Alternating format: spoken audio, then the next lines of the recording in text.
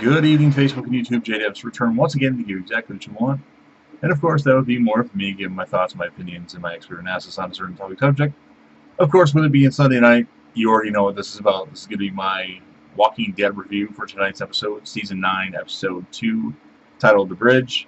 Just going to give my thoughts on the episode, what I liked, what I didn't like, and what to expect next week, maybe, if I want to go in that far into details. It's not going to be a super big detailed episode review, but just touching on a few things here and there. So, of course, before I get into those details, if you haven't watched the episode yet and you don't want to be spoiled, then you should probably stop watching this video because, of course, I'm going to do what I do and I'm going to spoil some things. So, you've been warned. So, let's get on with the episode. So, there's a lot of things. It wasn't a bad episode. There was a lot of things that were just kind of thrown together that didn't really make any sense. They had another time skip. So, from last week's episode, it's like 30 days since that episode apparently is taking place. And there was a lot of things that they all of a sudden developed that don't really add up with what they were doing. For instance, the part with Enid now being the second doctor, essentially, after Siddiq. That kind of doesn't make much sense all of a sudden. I mean, it would be nice, it would make sense for Siddiq to train somebody to do, the work that he does. But Enid? Come on, did we really think Enid was going to be a doctor ever? And what is she going to do, take over Denise's role from the comic books? I don't remember where Denise died in the comic books, but if she lived longer than No Way Out and whatnot, I mean, that could make for some interesting story, but it just didn't make much sense. And then, of course, the thing that really bothered me in the episode, I can get past the Enid thing, because I think that's cool. So the part where Jadis and Gabriel start to hook up. Okay, I'm sorry, Anne and Gabriel. That was completely out of left field. I don't know where they're going with that. I mean, it's good that they're changing stuff up, but that doesn't really make much sense. So those are some things that I wasn't really pleased with the episode. I guess I don't mind Enid being kind of the backup doctor, but, as long as nothing happens to Siddiq, because I actually like Siddiq. So let's kind of give a rundown of some things. So we had the Saviors are essentially working to get that bridge completed. And there's some friction, especially with Justin's character when Henry tries to give him he gives him a drink of water and Justin wants more.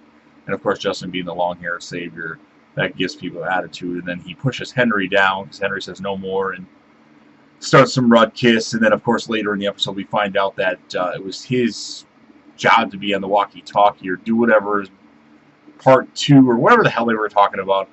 And he never responded, and that caused Aaron essentially to get his arm amputated, or his forearm. Yes, Aaron, shockingly, I didn't know this was going to happen, actually lost his arm from like here down. Shocking. I usually know a lot of the spoilers, and that I did not know was happening. So they finally got me on something. So that was interesting. I actually like that Justin character. I mean, I hope he sticks around for a while. I have a feeling he won't, but if he did, that would be really cool. So he's cool, and then of course you have the tension between Michonne and Maggie, and kind of Jesus trying to be a peacekeeper, or peacemaker, I should say, and with the Tammy and what's his name, Earl situation where Maggie has Earl locked up because he tried to kill her last week, and it wasn't from Gregory's direction; it was just because he was drinking and whatnot. And then she felt remorseful because Earl was an alcoholic, and he started drinking. And she thought back to where Herschel, her father, played by Scott Wilson, rest in peace, Scott Wilson. So that made her, I think she's going to give Earl a break and let him go at some point. So that was interesting stuff. You have the whole situation with Aaron getting his arm cut off. To touch more on that, I did not see that coming. I thought it was really cool, that whole sequence with after that, where the logs were let go and they started tumbling down and taking out walkers. That was something different that they haven't done before. Then you have that part where, I'm sorry, I go all over the place with this, so if you're trying to keep up with me, don't, because I just randomly think of what happened in the episode and then I start talking about it. The part with Ezekiel, or Carol wanting to put the ring on her finger from Ezekiel, and he's like, I have a piece of speech prepared, and I hope that doesn't go anywhere. I'm actually starting to like Daryl now, shockingly. Daryl's having more dialogue and more importance to the show again. He's just not grunting and being off on his own, and he's starting to become more interesting. So I really want Carol and Daryl to end up together simply because that's what should happen. It probably won't, but that's what should happen.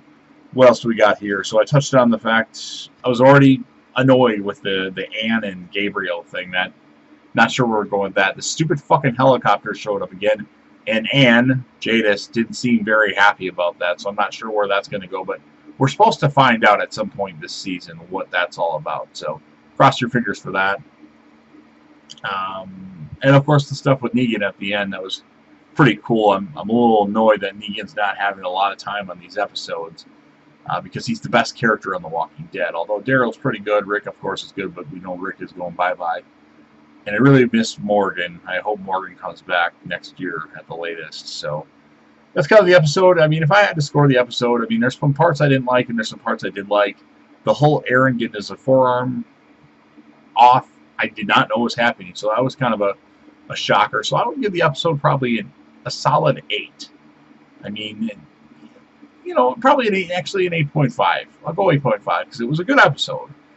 Just had some kind of boring parts mixed in with some.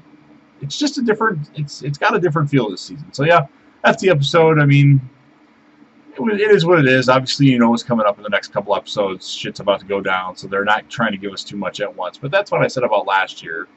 But this year, we know what's supposed to happen with Mr. Rick Grimes and possibly Maggie. Although it sounds like Maggie will be back next season.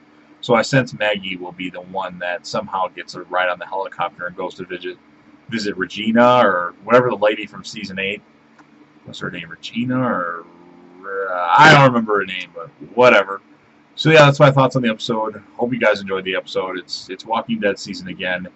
And it's going to be an interesting season. I think these 2 episodes have really set it up for what should be some craziness, and of course soon, very soon, we'll get the Whisperers. So leave a comment, like the video, dislike it, whatever you gotta do. Just do something. Don't be somebody that watches the video and doesn't do anything. Leave a comment, like, dislike, I don't know. So there you have it. Have a good night, everybody.